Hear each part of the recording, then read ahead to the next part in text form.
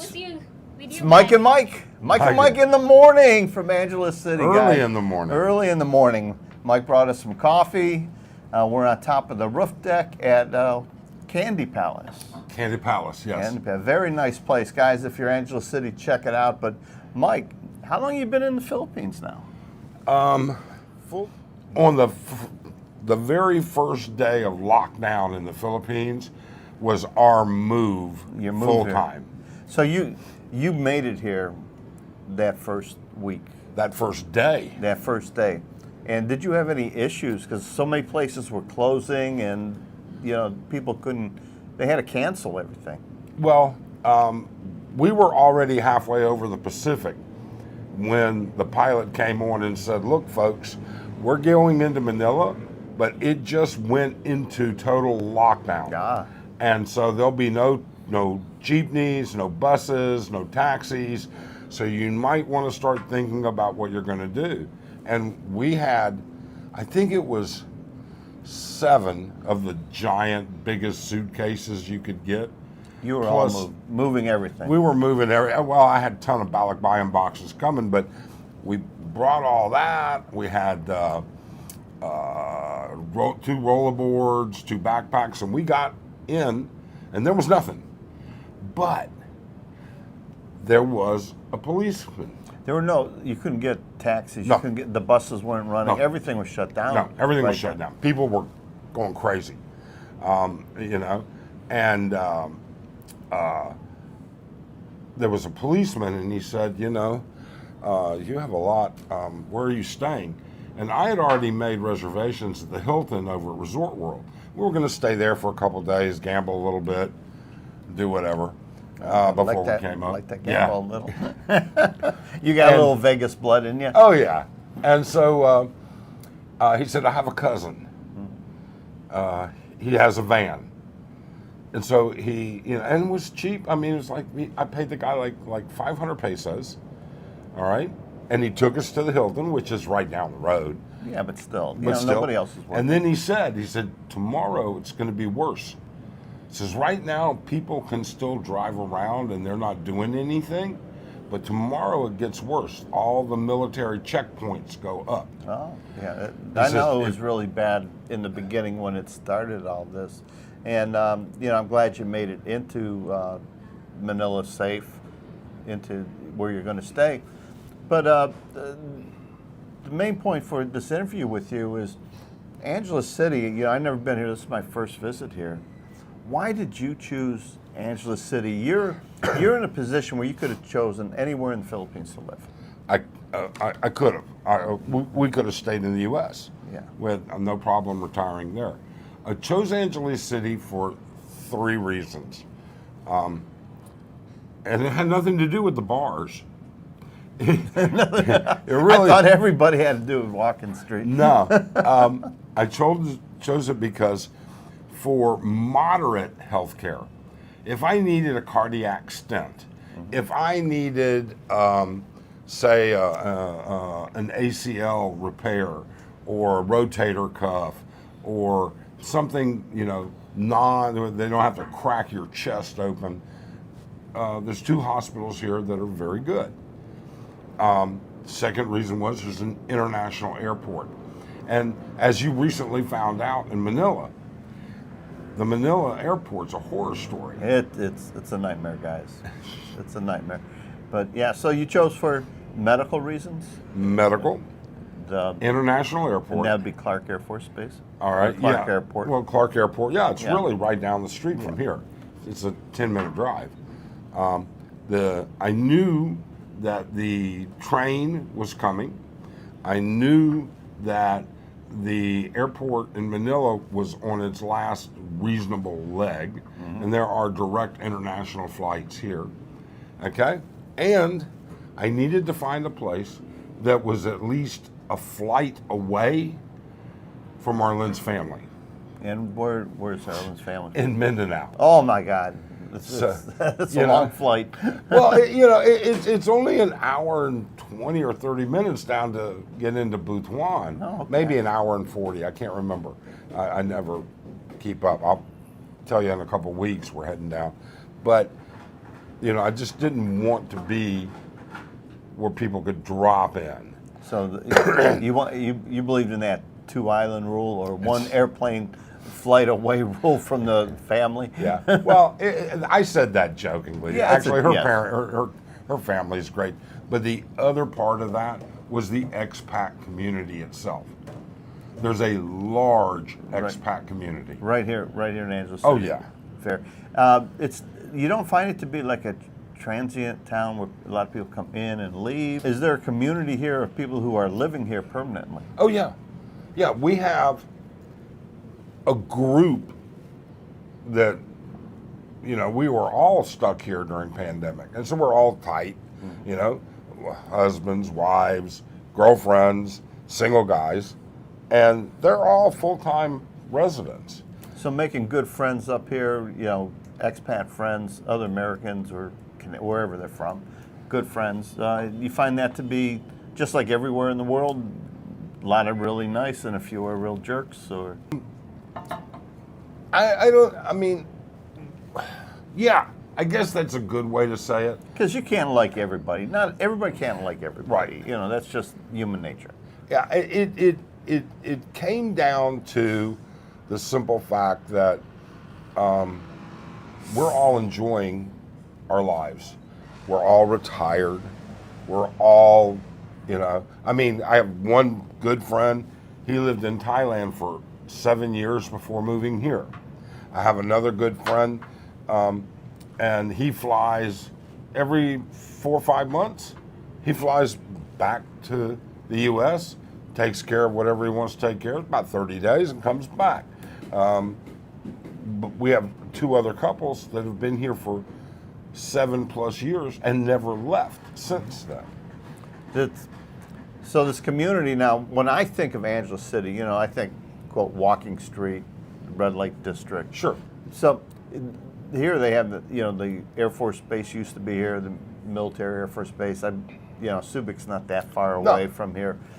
There was a big military town, sort of, with people on leave, off duty, and in my mind, when I thought of Angeles City, I think of that red light district.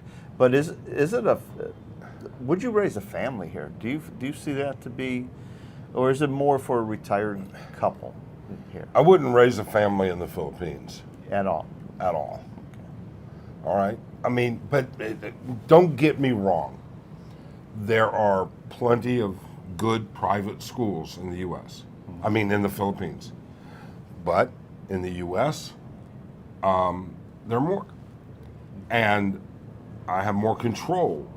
I put my daughter through private school. She's did her undergraduate degree. She's now in graduate school at a private university.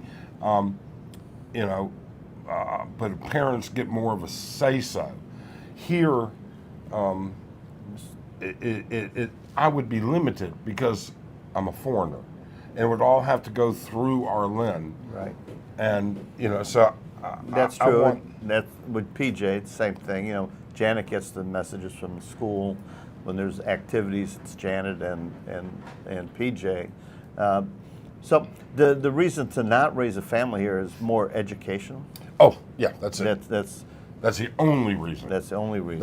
Education. I mean, education is the key to the future. Mm-hmm. Our children are the future.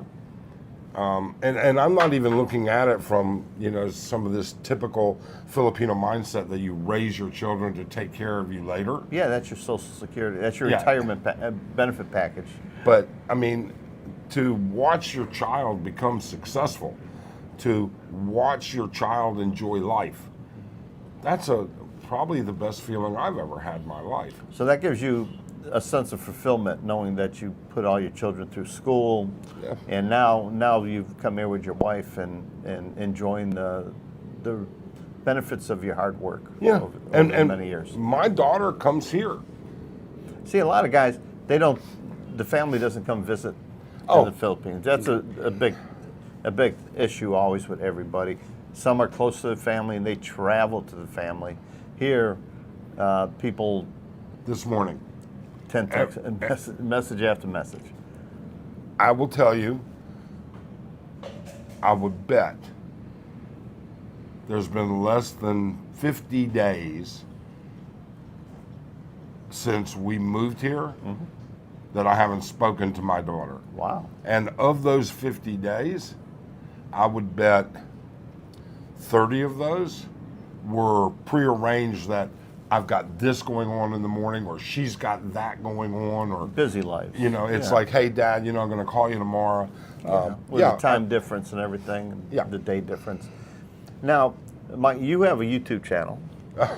Yeah, it's a small channel. This is small channel. This is where I met Mike. I started watching his live streams, and I sort of got an interest. I found there's like two classifications of YouTubers in the Philippines. There's Dumaguete bloggers that everybody says there's too many Dumaguete bloggers, too much drama in Dumaguete.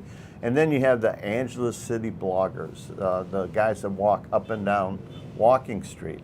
And I watched Philly in the Philippines for many years. Great information plus entertainment, and I enjoyed his channel. But there's so many new people, just like in Dumaguete, blogging here. But there's only a few that I enjoy watching, and one of them is you. Well, thank you. And what is your take on the situation? I don't want names or anything, but the take of the overall blog. Do you think it's getting to be the equivalent of what people think Dumaguete is in number of bloggers? And it might be. I mean, you know what? I think what's happened is that there are, I think, three really different classifications. There are those people who do it as a hobby. There are those people who have a passion to do it, all right? And they want to get this information out, and they look at themselves as a resource. And then there are those people who just want to make life a little bit miserable for others. Poking the bear all the time. Yeah, all right? To sit there and hear, you know, I could tell you all day long, I don't care about the money. Right. But I'm not going to turn it down. No, same thing I say, you know. You know, there's no harm in having extra money. There's no harm in that. You work your whole life, and it keeps me busy. But we definitely have seen, I think, factions, I guess is the best. Not even. There are definitely blogger friends, blogger acquaintances, and blogger not friends. Yes. Yeah, I'll agree with that. You know, as you do this, and Jan and I always say the best thing that happened out of YouTube is that we got to meet some great people, either subscribers who've turned into friends that live here, meet someone like you, we meet someone like Paul, and we make good friends and people you can, you know, chat with now and then. And it's a way to travel around the Philippines and have a destination. Oh, let me go meet amazing Philippines, Rodney in Cebu, or come up here and meet you, Mike, or somebody, or Daryl Brown, like we're going to meet today. It just opens a different avenue of entertainment and society that you can fall into and enjoy their company with everybody. I think here it might be a little different. For one thing, if you look at it, you have people that concentrate solely on the red light district, okay? Solely on Walking Street. You've got the guys that all they do is walk up and down there between 5:30 and 7:30 at night, get their video and put it out. And they don't say a word and do anything. You've got the guys that are, or girls, that are putting forth information about adult services, okay? Then you've got the people that are a little bit more charismatic, all right? They're covering all of this, but it's like, you know, they've got a personality that goes out there. What you have in Dumaguete, we don't have. We don't have groups of guys and girls, bloggers, that form tight relationships And, you know, like, would we enjoy having another couple up here that is, or another blogger even, to join us and go out for dinner? Would we, you know, these types of things? We don't see that type of interaction up here. It's a bigger city. It's a much larger city here also.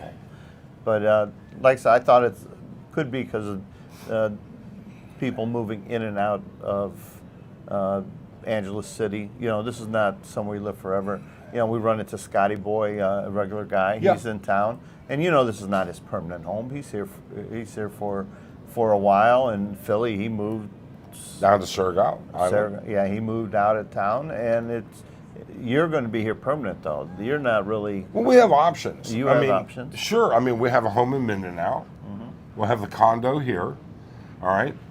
We could go back to the U.S. Yeah. Or we could take 6 months and go to Thailand, or whatever.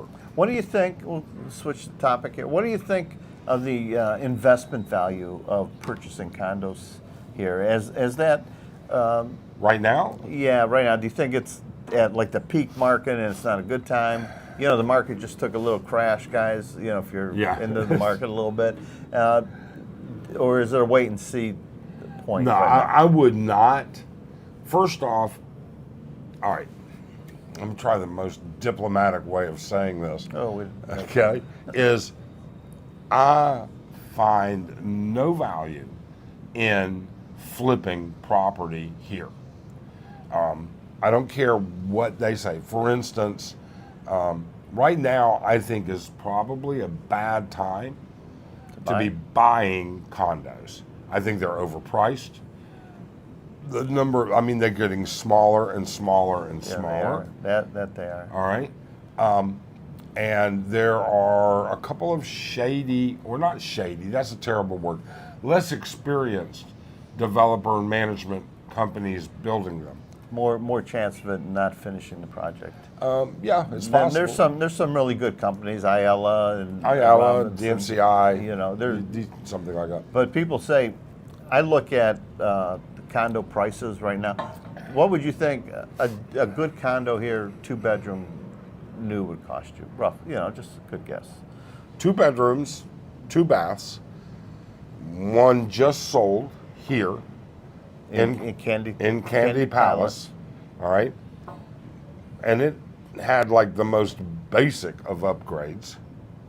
Sold for $12 million. $12 million. Now, in Dumaguete, you can buy a house. Sure. With a 1,000 square meter lot for that $12 million, or less than that. So, bang for the buck. I guess it depends what you want. Because a lot of guys are fearful of you can't own the land, you know, they're not in that tight relationship with their wife like you are or I am, and so they're scared to pull the plug on something like that. And you can't blame them. No, not at all. You have to protect your future, because when you're 80 or 85, you know, getting money is going to be hard other than what you already have. You know. It will be. I think that right now, there's plenty of rental availability. Why, you know, and you know, I'm just like you. I watch the market. Okay, we're almost 2,000 points in the past 4 days. It's going to go down again tomorrow. All right. Right now, I'd rather take my 12 million pesos and start buying. Yeah.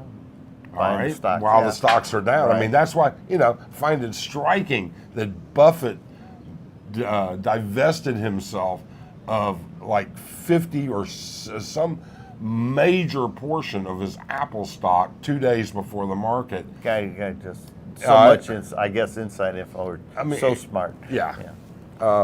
He's a step ahead of everybody. Right. But then I also look at the other side of the way things work. There are smart ways to buy property here. Yes, there are. There are smart ones. But I just look, and this is my opinion, do whatever you want, but to spend 10 million pesos on something, which is 200,000, am I right when I think that? 10 million? Be 200,000, no. Yeah, 200,000. Yeah, $200,000 US. And you can rent a place for $400 or $500 a month. it takes a long time to get to that 200,000. It sure does. And the thing with property that I seen them get it, yeah, you can buy it, but if you want to leave the country and you put that for sale sign, it's not like in Florida. It ain't 48 hours it's sold. And that's what I was going to say. You know, the guy that sold his unit here for $12 million, it's been for sale for a long time. For a long time. And when they know you have to leave, these guys are going to come out of the wall.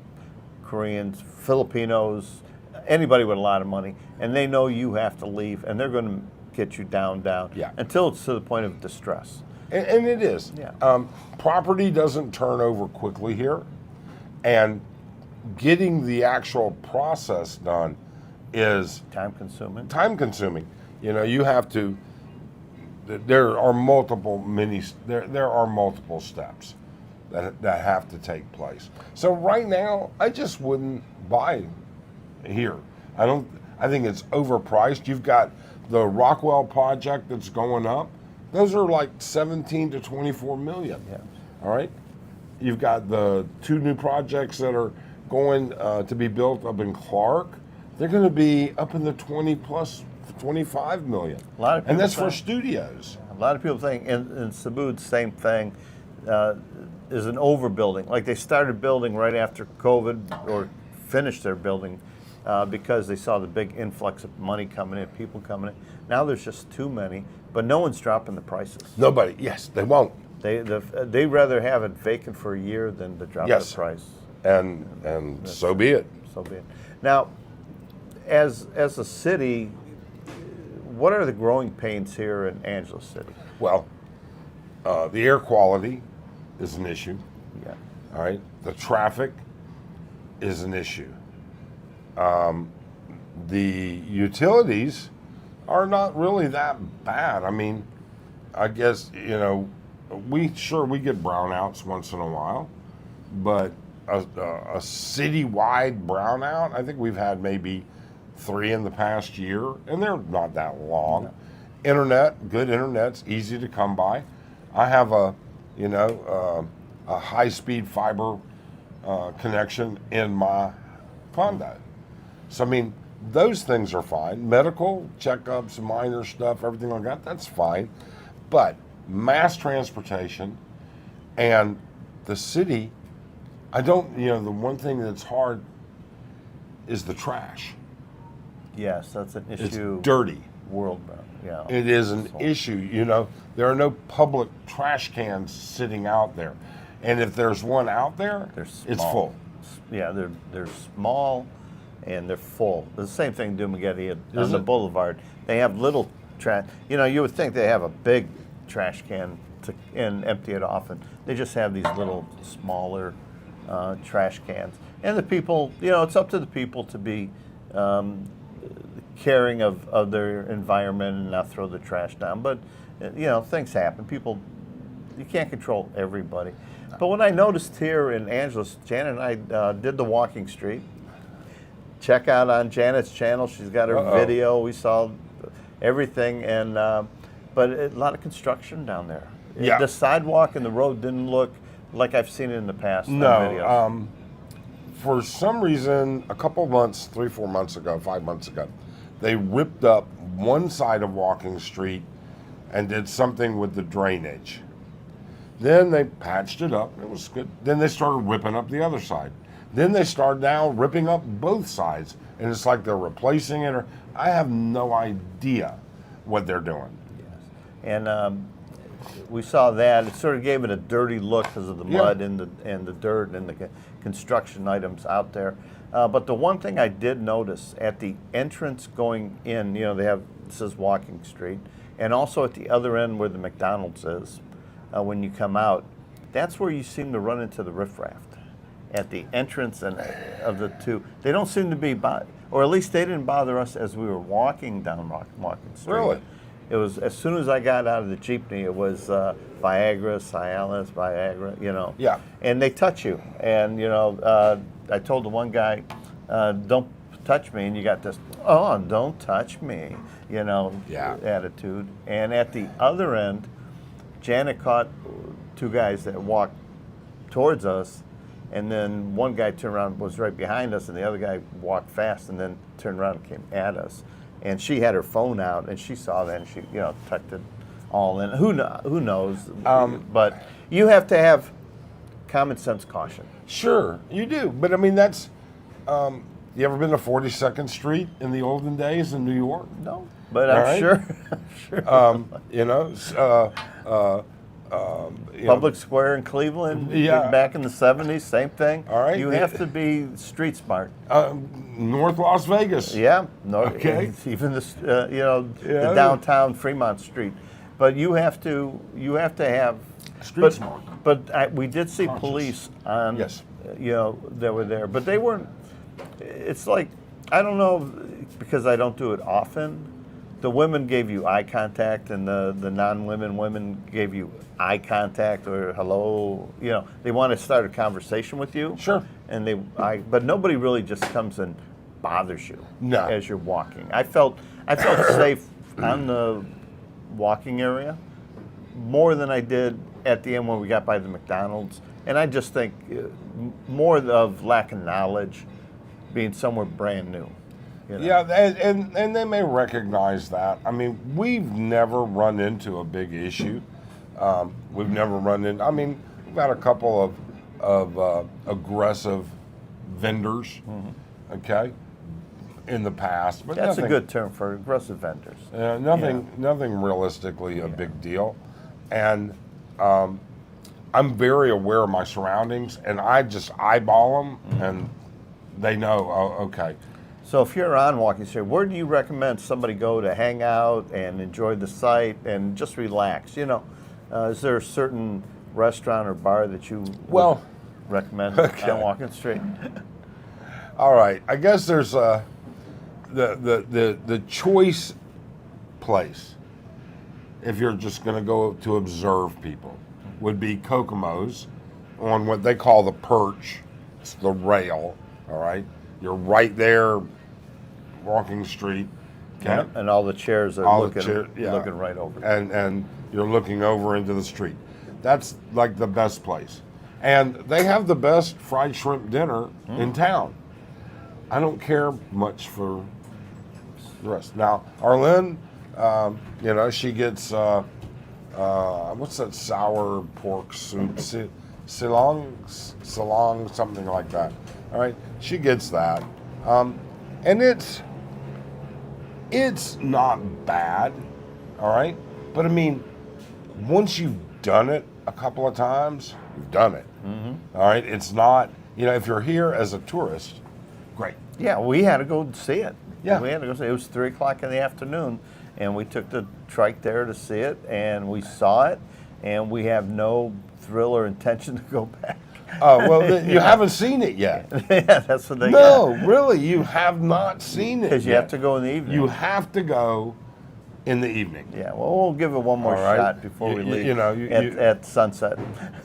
No, you need to go 7, 10? Oh, my God. 9, 10 o'clock. I'd have to get up from my sleep. All right, at least 8. 8, yeah. All right. More actions going on, more people. Well, there's just more people. Activity going. More activities and things. I mean, and here I am. I'm going to get in trouble. I already have a troll that just thinks all I do is talk about Walking the Street. Oh, yeah. All right. He didn't watch the part where we talked about medical and traveling here and investing here. Like, he's promoting this and that. And it's like, look, whatever you want to do, it's an interesting concept for people. It's a site they may have never seen. It is something that's different. It's a tourist destination when you come here. It really is. I know they have a nice church. They got a couple museums in town. But when you get here to Angela City, if you're a person who's been watching YouTube and your history of what you know about the Philippines is limited, it's Walking Street. And I thought it was so much bigger. Oh, no. It's a short walk. Yeah. It's a short walk. I don't, if it's over 100 yards from one end to the other, it's not much more. So on your channel, you do live stream a couple times a week? I do.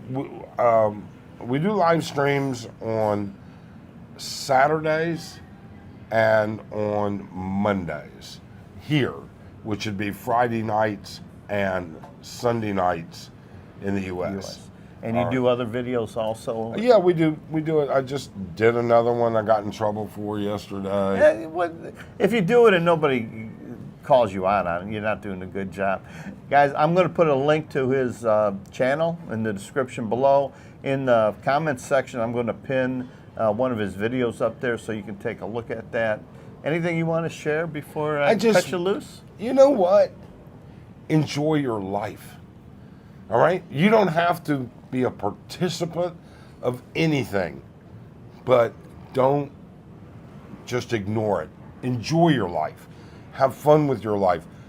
You know, there are plenty of good things in the Philippines. There are plenty of great things in the U.S. as well, but enjoy your life. Guys, if you have any questions about Angeles City, moving here, I'm sure you'll answer them in the comments section. You know, reach out. Your channel's how old now? We're going on, let's see, I think September will be 2 years.